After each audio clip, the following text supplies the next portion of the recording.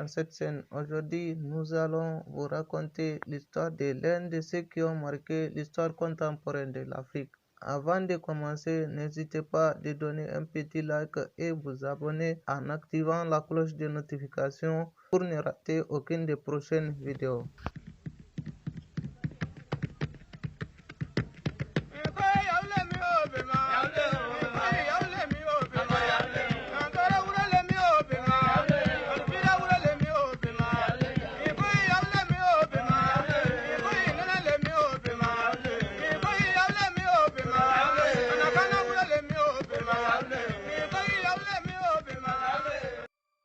Abdoulaye Sadji, homme de principes et de convictions panafricanistes et même nationalistes pour les uns et révolutionnaires pour les autres. Il fait partie l'un de ceux qui ont le plus marqué l'histoire contemporaine de l'Afrique.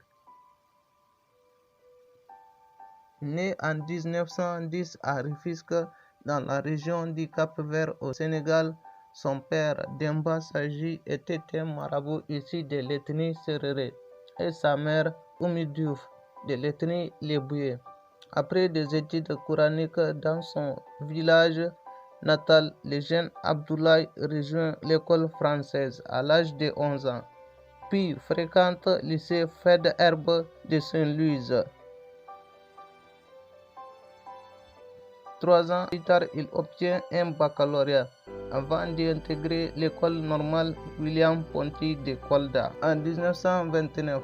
De même année, il devient l'un des premiers instituteurs africains et exerce en Casamance, à Thiès, à Louga, à Dakar et à Rufisque, où il occupe les postes de directeur d'école et d'inspecteur primaire.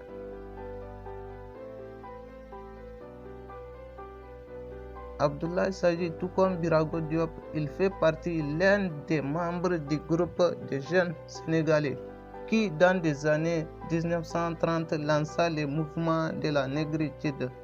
Il n'a pas beaucoup théorisé sur la négritude, il a fait de son mieux et agi par l'écriture. En 1932, il défiait les autorités coloniales en devenant le deuxième bachelier sénégalais.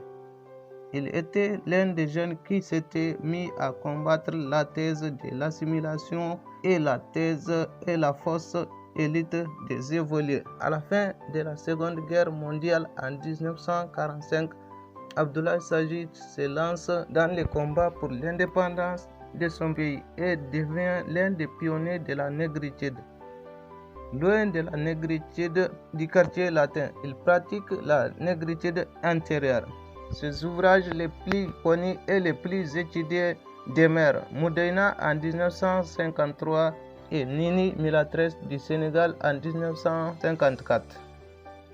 Deux romans qui relatent le parcours des jeunes femmes africaines qui, à l'image d'un continent en transition, connaissent l'espoir et de l'illusion.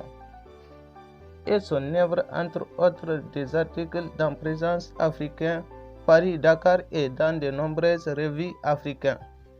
Il est également l'auteur d'essais et de contes tels que Tunka en 1952, La belle histoire de Lec le lièvre en 1953 ou encore Madou Fatim en 1960.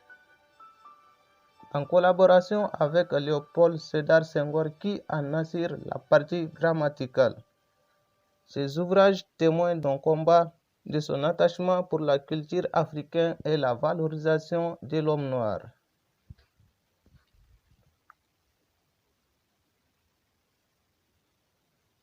Abdoulaye Sadji est décédé le 25 décembre 1961 à l'hôpital central de Dakar à l'âge de 50 ans. Suite à une longue maladie. Un an après l'indépendance de son pays a été proclamé. Il est largement respectable à travers ses romans, notamment Moudaïna qui a été publié en 1953. C'est ici que la vidéo s'achève. N'hésitez pas à donner un petit like et vous abonner pour ne rater aucune des prochaines vidéos.